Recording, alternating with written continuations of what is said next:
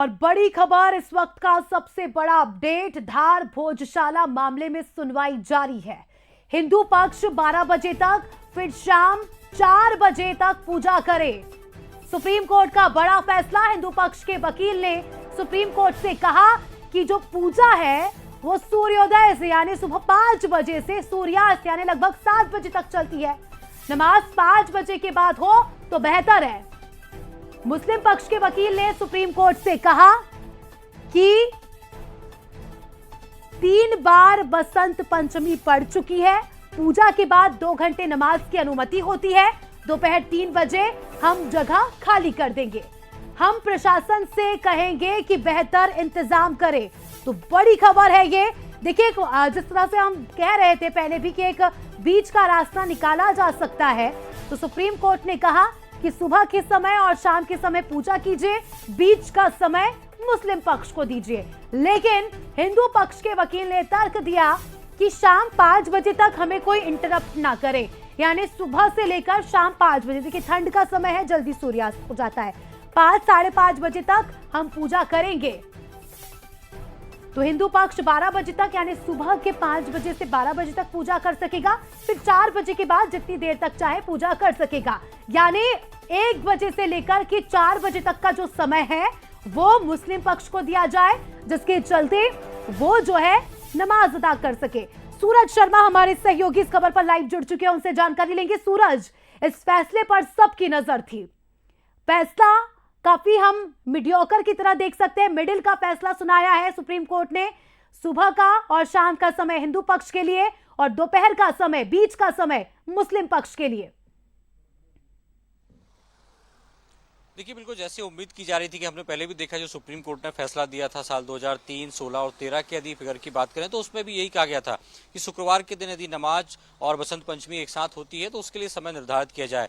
चूंकि भारतीय सनातन परंपरा में हम देखते हैं सुबह से पूजा होती है और शायद सुबह से 1 बजे तक का समय जो है वो पूजा के लिए निर्धारित किया गया है। 1 से 3 बजे, खासतौर से 1:30 बजे जुमे की नमाज होती है शुक्रवार के दिन, तो 1 से 3 बजे का समय मुस्लिम वर्ग के लिए आरक्षित किया और 3 बजे के बाद फिर से सरस्वती पूजा और शाम की आरती होगी। तो जो फैसला यथावत था उसी पर सुप्रीम कोर्ट ने मोहर लगाई, क्योंकि कहा जा रहा था कि इसको लेकर लगातार जो याचिका करता है वो चाह रहे थे कि पूरा एकाधिकार उन्हें मिलना चाहिए। इसके पीछे तर्क भी अलग अलग तरीके से दिए गए थे कि हर हफ्ते में एक शुक्रवार पड़ता है, साल में 50 से ज्यादा शुक्रवार आते हैं, धार में 20 से 25 अलग मस्जिदें हैं, तो ऐसे में कम से कम एक दिन के लिए पूर्ण रूप से एक अधिकार जो है वो सरस्वती पूजा के लिए होना चाहिए।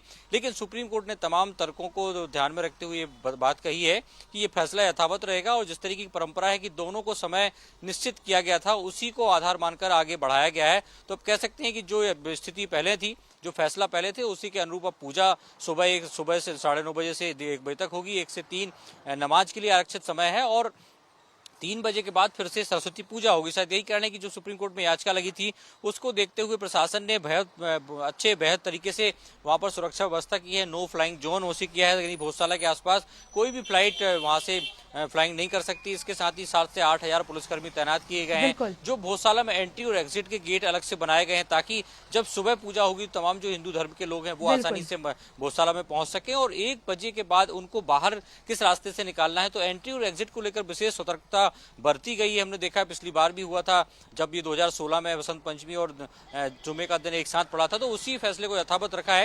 यानी कह सकते हैं कि सरकार ने बीच का रास्ता निकाला है ताकि किसी की भावनाओं को भी ठेस न पहुंचे और प्रशासनिक स्तर पर व्यवस्था दुरुस्त बनी रहे। बिल्कुल सूरज, कोर्ट का फैसला सर्वोपरि और अब जिस तरह से कोर्ट ने फैसला सुनाया, हम उम्मीद करते हैं कि उसकी रिस्पेक्ट की जाएगी और फैसले के अनुसार ही यहाँ पर पूजा भी होगी और नमाज भी हो और शांतिपूर्ण तरीके से दोनों पक्ष अपनी अपनी जो है इबादत कर ले। शुक्रिया आपका जुड़ने के लिए और जानकारी के लिए। तो देखिए, एक बार फिर से आपको फैसला सुना देते हैं।